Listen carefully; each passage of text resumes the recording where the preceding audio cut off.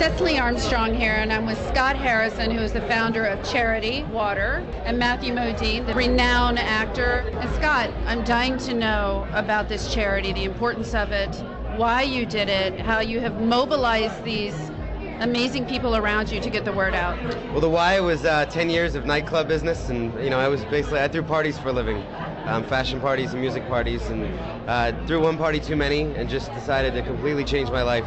I went on a hospital ship in Liberia and saw people with unthinkable tumors, no access to health care, one doctor for 50,000, and was just with a group of people that were doing something about it, a group called Mercy Ships, and came back and decided to start a charity and do something about it myself.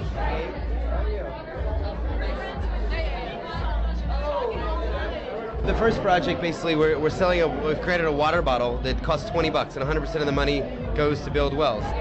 So you go into a village and you see people drinking out of a pond. We look at that pond and we say, hey, that's something I would never in a million years consider drinking. You know, my dog wouldn't drink out of that. And then you talk to the village chief and you say, hey man, why are you drinking out of the pond? And he says, well, where else would you like me to drink?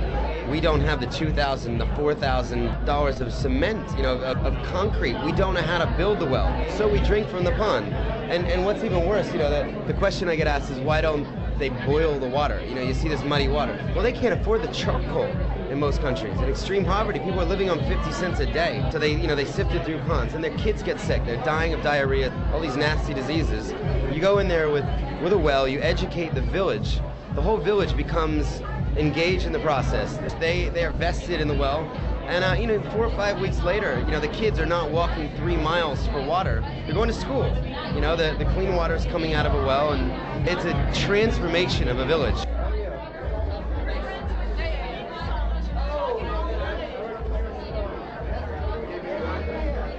Hotel Rwanda was such a magical film and a brilliant film, and it was a way to communicate, I think, to the mass market in America a very critical problem and a historic problem and what happened, but so relevant today. And how are you involved with this charity? Because Scott and what he's involved in is actually doing something.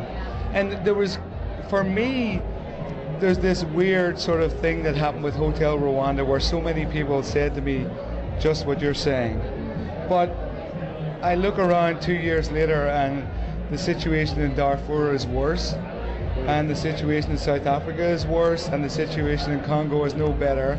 And I start to get depressed about the fact that maybe people who saw Hotel Rwanda just wanted to say to me what a great film it was. So if they saw it and it means something to them, they should be buying this water, they should be giving money to Africa, they should be recognizing that it's the cause of the 21st century.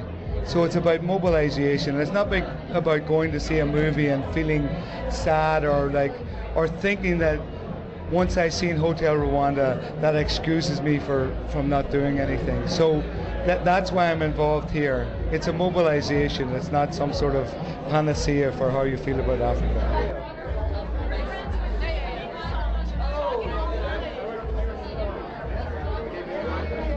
Your $20 can make a difference, Every 200 bottles of water you sell, you get a well.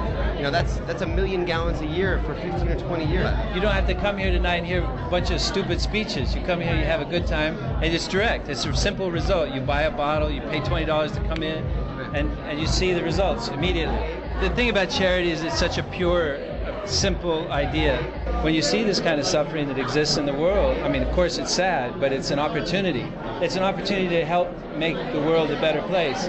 And my father, that was his religion. He said, if you see somebody who's thirsty, you give them a drink of water.